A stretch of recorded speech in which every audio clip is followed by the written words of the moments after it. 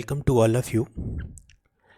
आज हम लोग राजनीति विज्ञान के स्वरूप यानी कि इसकी प्रकृति या नेचर के ऊपर बात करेंगे।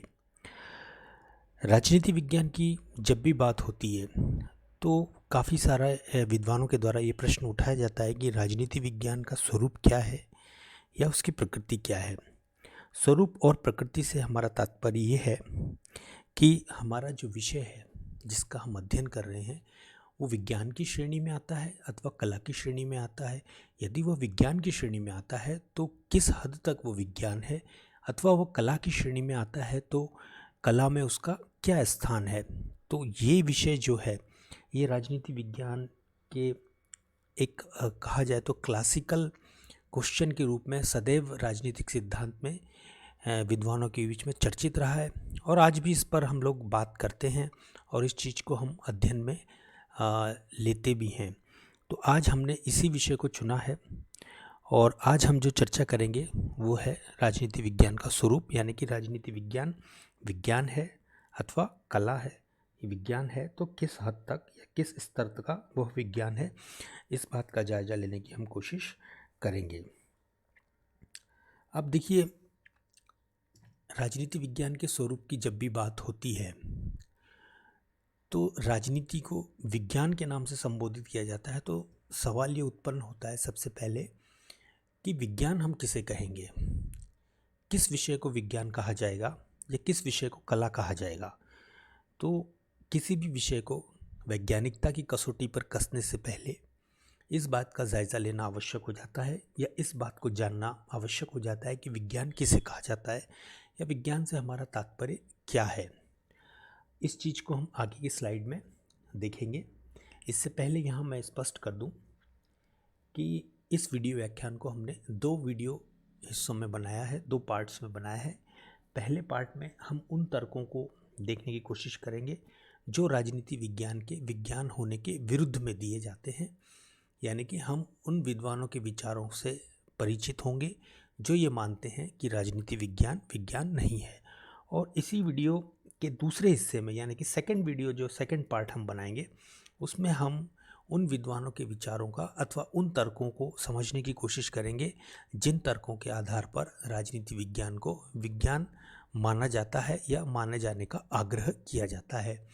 और उसी में हम लोग दोनों ही तर्कों को तुलनात्मक दृष्टिकोण से अध्ययन में लेकर इस बात को जानने की कोशिश करेंगे अथवा समझने की कोशिश करेंगे कि वास्तव में राजनीति विज्ञान विज्ञान है अथवा नहीं है, और यदि विज्ञान है तो किस हद तक का विज्ञान है, किस स्तर का विज्ञान है, कितनी मात्रा में विज्ञान है। ये हम सेकंड पार्ट में जायज़ा लेंगे। तो आज के इस वीडियो व्याख्यान की हम शुरुआत करते हैं और सबसे पहले हम बात करेंगे उन विद्वानों के कैंप की, उन विद्वानों की श्रेणी की जो कि राजनीति विज्ञान को विज्ञान मानते हैं, और दूसरे जो श्रेणी है जो राजनीति विज्ञान को विज्ञान नहीं मानती है। तो सबसे पहले हम बात करेंगे उन लोगों की जो राजनीति को विज्ञान मानते हैं। यहाँ पर राजनीति को विज्ञान मानने वाले विद्वानों में सर्वप्रथम जो नाम आता है वो आता है अरस्तू का, उसके बाद में जेलेनिक, हॉब्स, मॉन्टेस्क्यू, ब्राइस, ब्लंट शेली, डॉक्टर फाइनर और लॉस्की के नाम इस कैंप में लिए जा सकते हैं। और इस कैंप के यानी कि इस श्रेणी के जो विद्वान हैं वो इस बात को मानते हैं कि राजनीति विज्ञान विज्ञान है। और आप सभी को विदित भी है कि अरस्तू ने राजनीति विज्ञान को सर्वोच्च विज्ञान की संज्ञा दी है। और साथ में बर्नार्ड शाह की भी बात को आपको ध्यान रखना चाहिए, जिन्होंने ये कहा था कि मानवीय सभ्यता को सुरक्षित रखने वाला विज्ञान राजनीति विज्ञान है। ये बात बर्नार्ड शाह की थी। अन्य विद्वानों के नाम भी हमने यहाँ अंकित कर दी है। जायज़ा लेते हैं दूसरे कैंप का जो ये मानता है कि राजनीति विज्ञान विज्ञान नहीं है। और इस कैंप के जो प्रमुख विद्वान हैं, इस थॉट ऑफ स्कूल के जो विद्वान हैं, उसमें नाम आता है बकल का, काम्टे का, मेटलैंड का, एमॉस, बियर्ड, कैटलिन, मोस्का, ब्रोगन और बर्ग।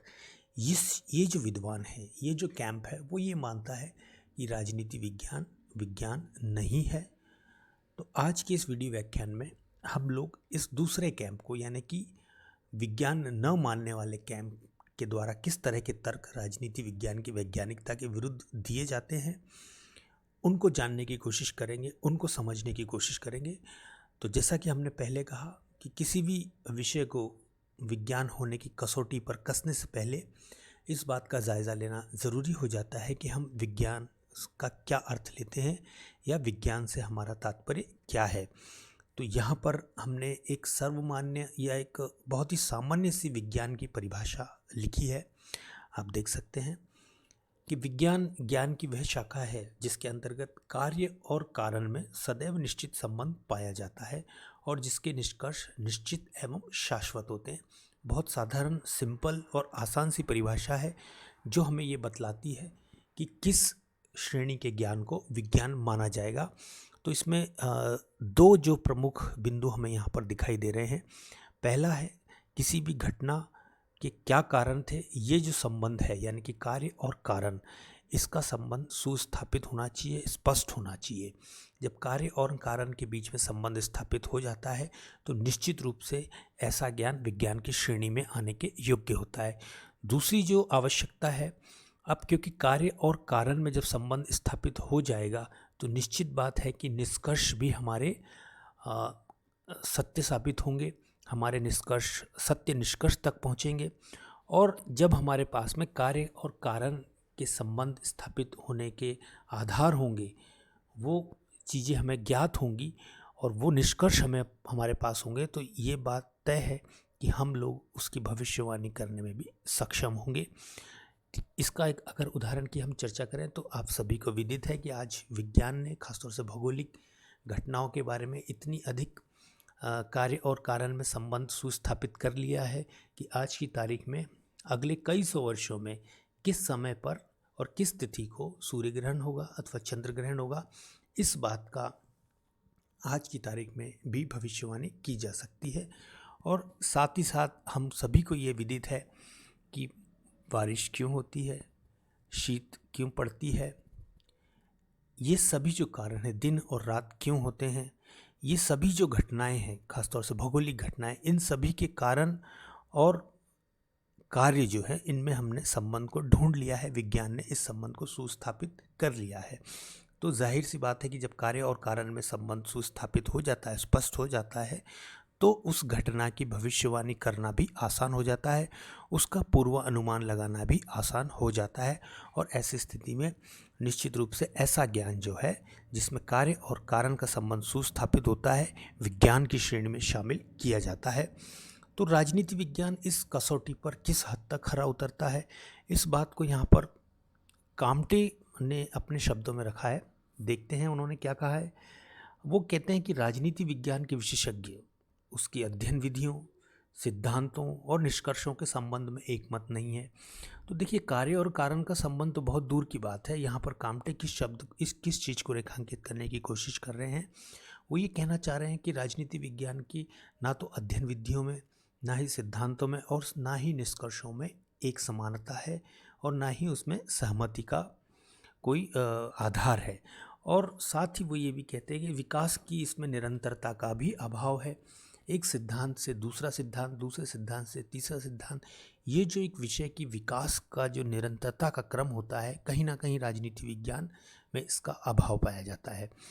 आगे वो कहते हैं कि इसमें उन तत्वों का अभाव है जिसके आधार पर भविष्य के लिए ठीक निष्कर्ष निकाले जा सकते हैं। तो यहाँ पर काम्टे कुल मिलाकर विज्ञान की जो परिभाषा है उसी आधार पर यहाँ पर राजनीति विज्ञान के विज्ञान होने के दावे को खारिज कर देते हैं, उसके विरुद्ध में वो अपनी बात को रखते हैं। तो ये चीज़ हमने यहाँ पर देखी, विज्ञान की हमने परिभाषा देखी। अब हम जायज़ा लेते हैं उन बिंदुओं का जिसके आधार पर राजनीति विज्ञान के वैज्ञानिकता के दावे को खारिज किया जाता है। उन तर्कों को हमने यहाँ पर अंकित किया है जिनके आधार पर राजनीति विज्ञान के विज्ञान होने का जो दावा है उसके विरोधी यहाँ पर तर्क जो देते हैं उनको हमने यहाँ पर अंकित किया है। एक एक करके आप देख सकते हैं। पहला जो तर्क है वो है सर्वमान्य तथ्यों का अभाव। दूसरा तर्क कार्य और कारण में निश्चित संबंध का अभाव। तीसरा है पर्यवेक्षण एवं परीक्षण का अभाव। चौथा है मानव स्वभाव की परिवर्तनशीलता। अगला है अचूक माप की कमी, भविष्यवाणी की क्षमता का अभाव। परिभाषा, शब्दावली तथा अध्ययन पद्धतियों के संबंध में मतभेद, और अंतिम है अध्ययन विषयक आत्मक, यानी कि सब्जेक्टिव स्टडी होती है, सब्जेक्टिव अध्ययन होता है, वस्तुपरकता का अभाव इस विषय में है। इन तर्कों के आधार पर कुछ जो विद्वान हैं वो राजनीति विज्ञान को विज्ञान मानने से इनकार करते हैं। तो आइए देखते हैं इन तर्कों को विस्तार से और जायजा लेते हैं बिंदुवार कि इन तर्कों का क्या कहना है, किस आधार पर ये राजनीति विज्ञान के विज्ञान होने की धारणा को खारिज करते हैं। सबसे पहले बात करेंगे सर्वमान्य तथ्यों का अभाव। देखिए, ये काफ़ी महत्वपूर्ण बिंदु है और प्रथम भी एक तर्क के रूप में दिया जाता है, जिसके आधार पर राजनीति विज्ञान के विज्ञान होने के दावे को खारिज किया जाता है, उसकी वैज्ञानिकता के विरुद्ध तर्क दिया जाता है। देखते हैं इस बिंदु को। देखिए, राजनीति विज्ञान में गणित की तरह 2 और 2 4 या भौतिक विज्ञान के गुरुत्वाकर्षण के नियम की भांति ऐसे तथ्यों का नितांत अभाव है जिन पर कि सभी विद्वान सहमत हों। उदाहरण अगर हम बात करें तो यदि एक और आदर्शवादी राज्य को सर्वोच्च सत्ता का प्रतिपादन करने वाले भी कुछ लोग हैं, तो वहाँ पर दूसरी ओर अराजकतावादी जो है राज्य की अनावश्यकता पर जोर देते हैं। और इसी संदर्भ में अन्य विद्वानों के उदाहरण भी दिए जा सकते हैं, जैसे कि बेंजामिन फ्रैंकलिन, सीज और लास्की। ऐसे जो कुछ विद्वान हैं वो एक सदनात्मक व्यवस्थापिका के समर्थक हैं, तो लैकी, सिज्विक और ब्लंट शली आदि एक सदनात्मक व्यवस्थापिका के नितांत विरोधी हैं। और इन बातों के संबंध में भी इसी प्रकार के मतभेद विद्यमान है। तो कुल मिलाकर बात यह कि राजनीति विज्ञान में ऐसे तथ्यों, संकल्पनाओं का अभाव पाया जाता है जिनके ऊपर सभी एक मत हो, जिनके अर्थ के बारे में सभी एक राय रखते हों। ऐसे सर्वमान्य तथ्यों का नितांत अभाव राजनीति विज्ञान में देखने को मिलता है। तो इस तर्क को राजनीति विज्ञान की वैज्ञानिकता के विरोध में रखा जाता है कि इसमें एक सहमति का अभाव होता है, चाहे वो सिद्धांतों की बात हो, चाहे वो संकल्पनाओं की बात हो और चाहे तथ्यों की बात हो। तो सहमति का अभाव हमेशा से राजनीति विज्ञान के लिए एक मुश्किल कार्य रहा है, और उसके विज्ञान बनने की जो यात्रा है, जो क्रम है, उसमें एक बाधा के रूप में सबसे पहले ये एक जो मुश्किल है वो उभर कर आती है कि इसके जो सर्वमान्य तथ्यों का इसमें अभाव होता है, सहमति का अभाव होता है। बात करेंगे अगले बिंदु की, कार्य और कारण में निश्चित संबंध का अभाव। विज्ञान की जो हमने परिभाषा देखी थी उसमें सबसे पहली कसौटी और महत्वपूर्ण कसौटी यही थी कि ज्ञान के अंतर्गत कार्य और कारण में निश्चित संबंध होना चाहिए। जिस ज्ञान या जिस अध्ययन में कार्य और कारण के बीच में सुस्पष्ट संबंध स्थापित कर लिया जाता है, उसी ज्ञान को या ऐसे अध्ययन को ही हम विज्ञान की श्रेणी में रख सकते हैं। तो इस आधार पर भी राजनीति विज्ञान के विज्ञान होने के दावे को खारिज किया जाता है। देखते हैं इस चीज़ को। अब देखिए, भौतिक एवं रसायन विज्ञान में कार्य और कारण का निश्चित संबंध पाया जाता है। ये हम सभी जानते हैं कि भौतिक जितने भी विज्ञान हैं, चाहे भौतिक शास्त्र की बात हो, रसायन विज्ञान की बात हो या जीव विज्ञान की बात हो, इसमें कार्य और कारण का संबंध जो है स्पष्टता से हमें स्थापित दिखाई देता है, स्पष्ट होता है, निश्चित होता है। उसमें कम ज़्यादा की कोई गुंजाइश नहीं होती। अगर हम बात करें भौतिक विज्ञान की कुछ संकल्पनाओं की, जैसे चुंबकत्व है या प्रकाश है, तो इनके संबंध में जो भी सिद्धांत हैं वहाँ पे हमें कार्य और कारण में बिल्कुल सुस्पष्ट संबंध दिखाई देता है, बिल्कुल निश्चित संबंध दिखाई देता है। उसमें बिल्कुल भी किंतु और परंतु की गुंजाइश नहीं होती। तो इस तरह की जो सिद्धांत हैं, इस तरह के जो कार्य कारण और घटनाओं के कारण और घटना के परिणाम के बीच का जो संबंध है, वो राजनीतिक क्षेत्र में घटित होने वाली घटनाओं में हमें देखने को नहीं मिलता। क्योंकि राजनीतिक क्षेत्र में जो घटनाएं घटित होती हैं उसके पीछे बहुत सारे कारण होते हैं, अनेक सारे कारणों का मिश्रण उसके पीछे होता है। तो किसी भी एक स्पेसिफिक विशेष कारण को पहचानना और कार्य और कारण में संबंध स्थापित करना हमेशा से राजनीति विज्ञान के लिए मुश्किल रहा है। इसके अगर हम एक उदाहरण की बात करें, चाहे 1917 की सोवियत क्रांति की बात करें कि वो साम्यवादी विचारधारा के परिणाम स्वरूप हुई या उस समय के विशेष अंतर्राष्ट्रीय वातावरण के कारण, कहना बहुत मुश्किल है। दूसरा उदाहरण अगर हम देखें तो भारत 1947 में आज़ाद हुआ। आज़ादी के पीछे क्या कारण थे, क्या ब्रिटेन का द्वितीय विश्व युद्ध में होने वाली क्षति थी, या भारत में होने वाले उनके खिलाफ आंदोलन थे, या क्रांतिकारियों की गतिविधियां थी, या गांधी जी की अहिंसात्मक आंदोलन की प्रेरणा थी, या अंतर्राष्ट्रीय दबाव ब्रिटेन पे काम कर रहा था। तो निश्चित रूप से इस घटना के पीछे क्या कारण थे, ये स्पष्ट कर पाना बहुत मुश्किल कार्य है। हो सकता है ये सभी घटनाओं के मिश्रण का परिणाम हो। तो ऐसी स्थिति में किस घटना का कितनी भूमिका थी, किस कारण का कितनी भूमिका थी, ये स्पष्टता से भी कह पाना बहुत मुश्किल है। तो यहाँ पर ये बात काफ़ी हद तक हमें सही लगती है कि राजनीति विज्ञान में घटनाओं के घटित होने और उनके पीछे के कारणों का जो संबंध है वो उतना सुस्पष्ट नहीं होता, वो इतना निश्चित नहीं होता। उस संबंध में अलग अलग दृष्टिकोणों से अलग अलग बातें कही जा सकती हैं। तो ये भी काफ़ी मुश्किल एक पेश करता है राजनीति विज्ञान को विज्ञान की श्रेणी में रखे जाने के संदर्भ में। चर्चा करेंगे हम अगले बिंदु की, और अगला बिंदु हमारे सामने आता है पर्यवेक्षण एवं परीक्षण का अभाव। तो पदार्थ विज्ञान में एक प्रयोगशाला में बैठकर यंत्रों की सहायता से मनचाहे प्रयोग किए जा सकते हैं। उन प्रयोगों को चाहे जितनी बार दोहराया जा सकता है, अलग अलग परिस्थितियों में दोहराया जा सकता है। उनके पर्यावरण या उनके जो वातावरण है उसमें भी परिवर्तन करके उस कार्य कारण संबंध को, उस घटना को मनचाहे तरीके से प्रयोग में लाया जा सकता है। उसकी भली भांति भिन्न भिन्न परिस्थितियों में जांच की जा सकती है। किंतु राजनीति विज्ञान की अगर जब बात होती है तो इस प्रकार के पर्यवेक्षण एवं परीक्षण संभव ही नहीं है। क्यों? क्योंकि राजनीति विज्ञान के अध्ययन विषय जो है वो मानव के क्रियाकलाप है, उसका व्यवहार है, उसका खासतौर से राजनीतिक व्यवहार है। और किसी भी मनुष्य का राजनीतिक व्यवहार को हम प्रयोगशाला में तो अध्ययन में कम से कम नहीं उसका अध्ययन कर सकते, और वो ना ही हमारे नियंत्रण में होते हैं। तो इस तरह से एक तरह से कहा जा सकता है कि जो राजनीतिक घटनाएं होती हैं वो अपने आप में अनूठी होती हैं, और जिन विशेष परिस्थितियों में वो घटित होती हैं उन परिस्थितियों को पुनः निर्मित कर पाना असंभव सा ही होता है। तो इस तरह से हम देखते हैं कि राजनीति विज्ञान में किसी भी घटना को हम बार बार उसका परीक्षण या पर्यवेक्षण नहीं कर सकते, क्योंकि वो समाज में घटित होती हैं, सामाजिक परिस्थितियों में घटित होती हैं, और उनका पुनर्निर्माण करना लगभग असंभव होता है। और इसी संबंध में ब्राइस ने बहुत अच्छी बात कही है। क्या कहा है उन्होंने? वो ये कहते हैं कि भौतिक विज्ञान में एक निष्कर्ष पर पहुंचने के लिए बार बार प्रयोग किया जा सकता है, लेकिन राजनीति में एक प्रयोग बार बार नहीं दोहराया जा सकता, क्योंकि उसी प्रकार की दशा दोबारा पैदा नहीं की जा सकती। अब जैसे कोई नदी का एक ही प्रवाह में दोबारा प्रवेश नहीं कर सकता, तो ये बात ब्राइस की काफ़ी हद तक सही प्रतीत होती है कि राजनीति विज्ञान में परीक्षणों का अभाव होता है और बार बार परीक्षण करके नहीं देखा जा सकता, क्योंकि सामाजिक परिस्थितियाँ पुनर्निर्मित नहीं की जा सकती उस रूप में जिस रूप में कोई घटना पहले घटित हो चुकी है उसको दोबारा निर्मित नहीं किया जा सकता। तो ये काफ़ी महत्वपूर्ण एक तर्क जो है राजनीति विज्ञान की वैज्ञानिकता के विरुद्ध में दिया जाता है। बात करते हैं अगले बिंदु की, मानव स्वभाव की परिवर्तनशीलता।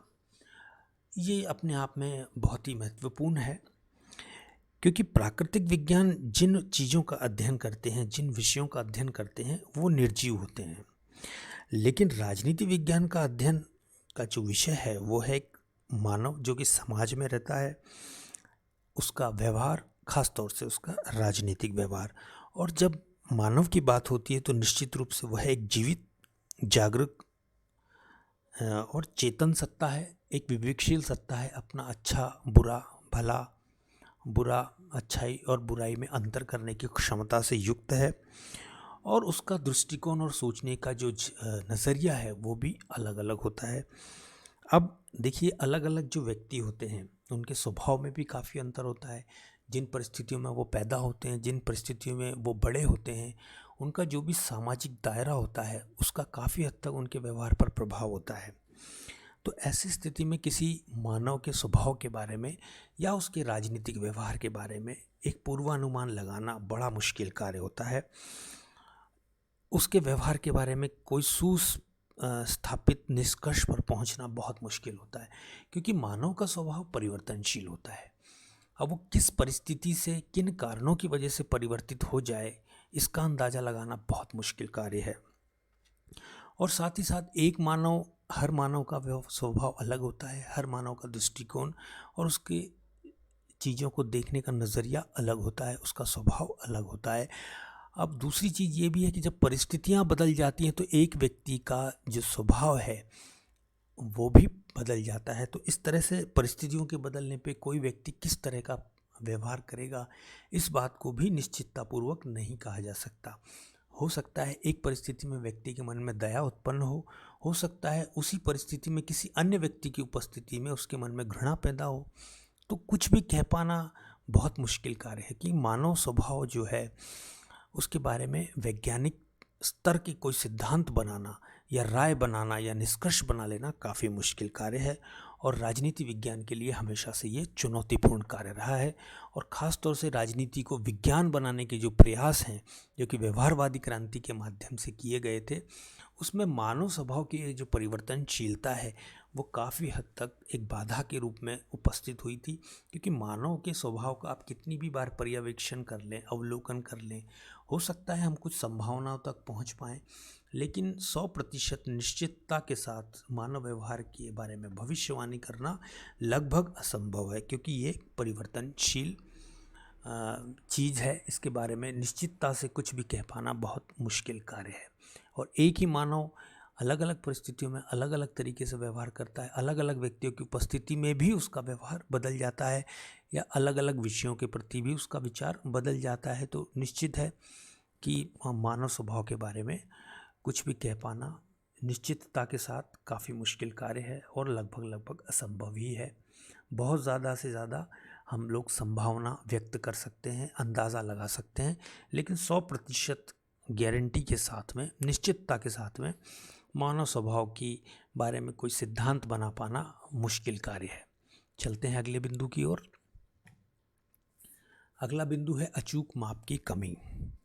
देखिए, शुद्ध माप विज्ञान की एक कसौटी होती है, एक विशेषता होती है। आप जितने भी भौतिक विज्ञानों की हम बात करते हैं उसमें मापने की एक इकाई होती है, उसकी जितनी भी संकल्पनाएं हैं वो सब माप योग्य होती हैं और उसमें मापा भी जाता है। जैसे भौतिक शास्त्र की बात करें तो चुंबकत्व को मापा जाता है, प्रकाश की तीव्रता को मापा जाता है, ध्वनि की तीव्रता को मापा जाता है, दबाव को मापा जाता है, तापमान को मापा जाता है। लेकिन राजनीति विज्ञान की जब बात होती है तो इस तरह के माप हमें देखने को नहीं मिलते।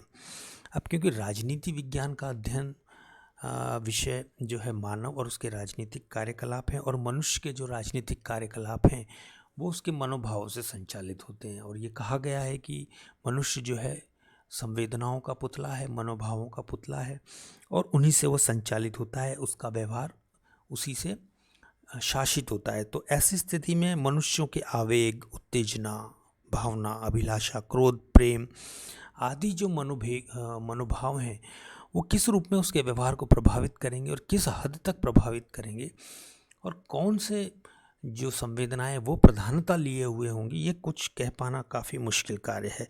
और साथ ही साथ इन जो तत्व हैं, इन मनोभावों को नापना या इनके लिए किसी भी तरह का माप का निर्माण करना काफ़ी मुश्किल कार्य या लगभग असंभव है, क्योंकि संवेदनाओं को और भावनाओं को नापा नहीं जा सकता। हालांकि उपयोगितावाद के सिद्धांत में हम सुख मापक, दुख मापक यंत्र की संकल्पना देखते हैं, लेकिन वो उस स्तर के नहीं है जिस स्तर के भौतिक विज्ञानों में पाए जाते हैं। तो ये बात काफ़ी हद तक हमें सही प्रतीत होती है। अब देखिए, राजनीति को प्रभावित करने वाले बहुत सारे तत्व हैं जो खासतौर से मनोभावनाएं हैं, संवेदनाएं हैं, और वो काफ़ी अस्पष्ट होती हैं और अदृश्य भी हुए। तो ऐसी स्थिति में कुछ भी निश्चित रूप से कह पाना काफ़ी मुश्किल है और उनके माप की कल्पना करना तो लगभग असंभव ही, क्योंकि मनोभावनाओं और संवेदनाओं को नापना असंभव सी बात है। तो ये भी राजनीति विज्ञान होने के खिलाफ जाती है। बात करेंगे अगले बिंदु की, भविष्यवाणी की क्षमता का अभाव। देखिए, पदार्थ विज्ञान के नियम निश्चित होने के कारण किसी भी विषय के संबंध में भविष्यवाणी बहुत आसानी से की जा सकती है। उदाहरण की बात करें तो यह सही बतलाया जा सकता है कि किस दिन और किस समय चंद्र ग्रहण और सूर्य ग्रहण लगेगा। लेकिन राजनीति विज्ञान में यह नहीं बतलाया जा सकता कि किस निश्चित विचार का जनता पर क्या प्रभाव पड़ेगा या चुनाव में किस पक्ष को विजय प्राप्त होगी। अक्सर हम चुनाव के दौरान मीडिया में एग्जिट पोल्स देखते हैं, चुनाव के पूर्वानुमान देखते हैं और कई मामलों में हमने उन्हें गलत साबित होते हुए भी देखा है। तो ये काफ़ी हद तक सही है कि राजनीति के बारे में भविष्यवाणी करना काफ़ी मुश्किल है। इसके पीछे कई सारे कारण हैं, क्योंकि कार्य और कारण का संबंध सुस्थापित नहीं है, स्पष्ट नहीं है।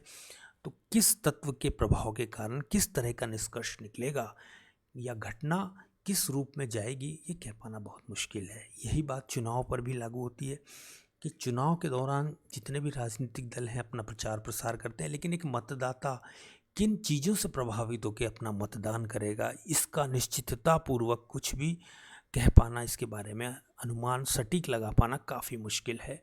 और जो एग्जिट पोल होते हैं जो कि रायशुमारी पर आधारित हैं, अक्सर हमने उनको गलत साबित होते देखा है, क्योंकि कई जो मतदाता ऐसे होते हैं जो मीडिया में कुछ कहेंगे, लेकिन असल में जब वो मतदान के लिए जाएंगे तो वो कुछ और या किसी अन्य दल को मत देंगे जो कि उन्होंने मीडिया को बताया नहीं है। तो यहाँ पर फिर से वही सारी चीज़ें आ जाती हैं कि मानव स्वभाव परिवर्तनशील है और उसके बारे में कुछ भी कहना थोड़ा सा काफ़ी हद तक मुश्किल है।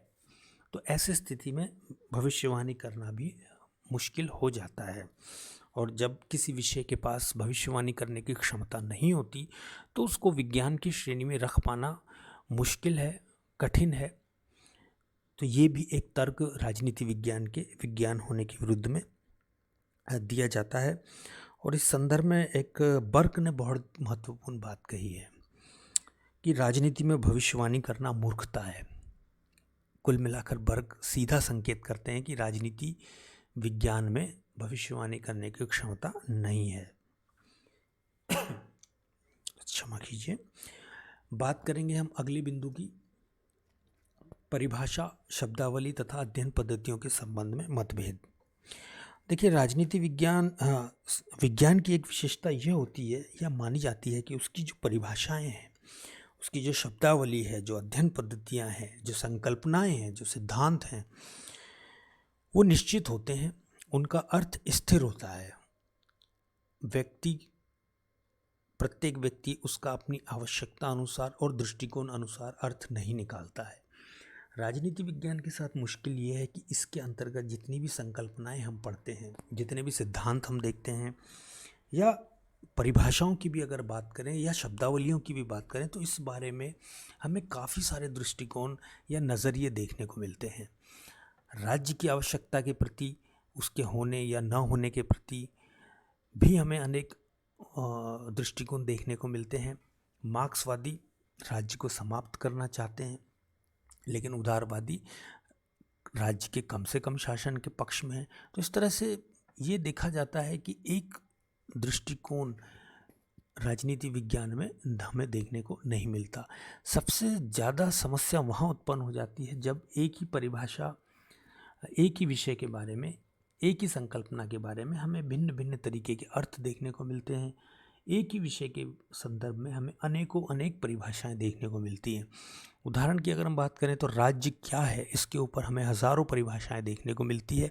तो ऐसी स्थिति में राजनीति विज्ञान के अध्येता के समक्ष एक बहुत बड़ी कठिनाई उपस्थित हो जाती है कि वो किस परिभाषा को अपनाए या किस परिभाषा को वो त्याग दे, किस शब्दावली का प्रयोग करे, किस शब्दावली को वो छोड़ दे, किन सिद्धांतों को वो माने, किन सिद्धांतों को वो न माने। और संकल्पनाओं का अर्थ स्थिरीकरण के अभाव में उनका फिर वैज्ञानिक सिद्धांत में निर्माण में प्रयोग करना निश्चित रूप से एक भ्रम की स्थिति उत्पन्न कर देता है। तो राजनीति विज्ञान के विरुद्ध में यही तर्क दिया जाता है कि इस विषय की जो परिभाषाएं हैं, ना तो वो सुस्थापित हैं, ना ही स्पष्ट हैं, और ना ही सहमति रखती हैं, और ना ही सर्वमान्यता का गुण उनमें पाया जाता है। और साथ ही साथ जो भी संकल्पनाएं हैं, जो भी शब्दावलियां हैं, जो भी अवधारणाएं हैं, जो भी अध्ययन पद्धतियां हैं, वो इतनी सारी हैं कि एक अध्येता के समक्ष भ्रम की स्थिति उत्पन्न हो जाती है। तो किस चीज़ का प्रयोग किया जाए, इसमें काफ़ी सारे मतभेद हमें देखने को मिलते हैं। और इसी कारण से जो है इस चीज़ को राजनीति विज्ञान के विज्ञान होने के खिलाफ प्रयोग में लाया जाता है। इसके तर्क दिया जाता है कि क्योंकि परिभाषाएं स्पष्ट नहीं हैं, अनेकों अनेक परिभाषाएं हैं, एक ही विषय के संदर्भ में शब्दावलियां स्पष्ट नहीं हैं, अवधारणाओं का अर्थ स्थिरीकरण नहीं है, उनका अर्थ स्पष्ट नहीं है। हर व्यक्ति अपनी इच्छा अनुसार और दृष्टिकोण के अनुसार परिभाषाएं लेता है या अवधारणाओं का प्रयोग करता है। तो ऐसी स्थिति में ऐसे विषय को विज्ञान की श्रेणी में रखा जाना मुश्किल है और इस आधार पर राजनीति विज्ञान के विज्ञान होने के दावे को खारिज करने का आग्रह इस कैंप के विद्वानों के द्वारा किया जाता रहा है। और अंतिम बिंदु की हम बात अब कर लेते हैं और वो है अध्ययन विषय जो है आत्मपरक है, सब्जेक्टिव है, वस्तुपरक नहीं है। इसको समझने की कोशिश करते हैं। विज्ञान जो है वो वस्तुपरक होता है, ऑब्जेक्टिव होता है और इसका अध्ययन वस्तु निर्जीव होने के कारण वैज्ञानिक जो होता है, जो अध्येता होता है, वो मानवीय भावनाओं से दूर रखते हुए तटस्थता के साथ इसके अध्ययन में संलग्न रहता है। लेकिन राजनीति विज्ञान के अध्ययन में वस्तुपरक दृष्टिकोण अपनाना अर्थात अध्ययन में तटस्थ रहना बहुत ही कठिन है। इसको समझने की कोशिश करते हैं। देखिए, भौतिक विज्ञान जिन चीज़ों का अध्ययन करते हैं वो निर्जीव होती हैं। उनके प्रति जो अध्येता होता है, ना तो उसके मन में किसी तरह का लगाव होता है और ना ही कोई मनोभावनाएं होती है, ना ही उसके प्रति कोई झुकाव होता है। तो ऐसी स्थिति में वो निष्पक्षता के साथ अध्ययन कर सकता है। लेकिन यदि हम बात करें राजनीति विज्ञान की, तो जिस चीज़ का अध्ययन किया जा रहा है वो भी एक मनोभाव का पुतला है और जो अध्येता है वो भी एक मानव है।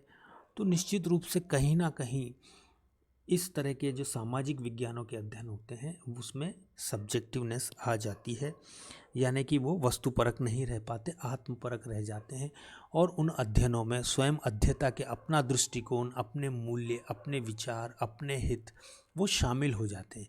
भले ही उसका आभास उसको ना होता हो, लेकिन कहीं ना कहीं वो अध्ययन में शामिल हो जाते हैं। तो ऐसी स्थिति में राजनीति विज्ञान या अन्य सामाजिक विज्ञानों के अध्येता के लिए वस्तुपरक अध्ययन कर पाना काफ़ी मुश्किल हो जाता है। अगर एक उदाहरण की हम चर्चा करें, बात करें, अगर कश्मीर विषय के ऊपर भारत का कोई व्यक्ति अध्ययन करता है तो निश्चित रूप से कश्मीर समस्या के लिए वो पाकिस्तान को जिम्मेदार ठहराएगा। लेकिन यदि कश्मीर समस्या का अध्ययन कोई पाकिस्तानी व्यक्ति करता है तो निश्चित रूप से इसका दोषारोपण वो भारत के ऊपर करेगा।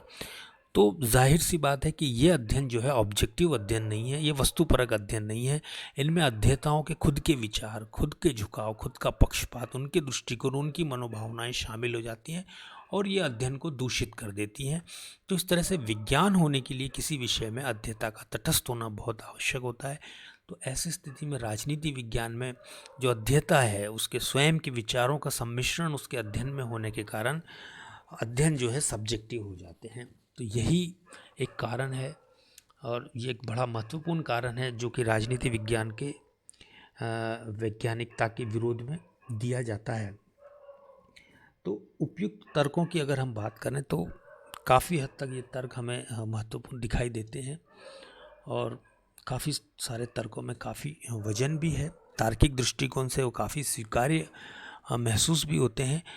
अब जब हम अगला वीडियो पार्ट बनाएंगे जिसमें कि हम राजनीति विज्ञान के वैज्ञानिकता के समर्थन के तर्कों का अध्ययन करेंगे, फिर हम इन दोनों तर्कों के तुलनात्मक अध्ययन से निष्कर्ष पर पहुंचेंगे कि राजनीति विज्ञान विज्ञान है अथवा नहीं है।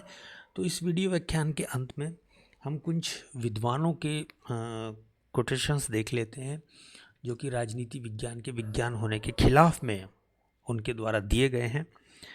बात करते हैं यहाँ पे बकल की। तो बकल कहते हैं कि ज्ञान की वर्तमान अवस्था में राजनीति को विज्ञान मानना तो बहुत दूर रहा, यह कलाओं में भी सबसे पिछड़ी हुई कला है। यानी कि बकल का कहना है कि विज्ञान होने की बात तो छोड़िए, ये आर्ट्स में भी, कलाओं में भी सबसे इन्फीरियर है, सबसे निचले पायदान की कला है। अगली विद्वान की हम चर्चा करते हैं, मैटलैंड ने। उन्होंने अपनी व्यंग्यात्मक भाषाओं का प्रयोग करते हुए कहा है कि जब मैं राजनीति विज्ञान शीर्षक के अंतर्गत परीक्षा प्रश्नों को देखता हूँ तो मुझे प्रश्नों के प्रति नहीं वरना शीर्षक के प्रति खेद होता है। यानी कि राजनीति विज्ञान के विज्ञान शब्द के साथ में उनको काफ़ी दिक्कत यहाँ पर दिखाई देती है और यही उनके स्टेटमेंट में हमें देखने को मिलता है। बात करते हैं अगले विद्वान की, बर्क।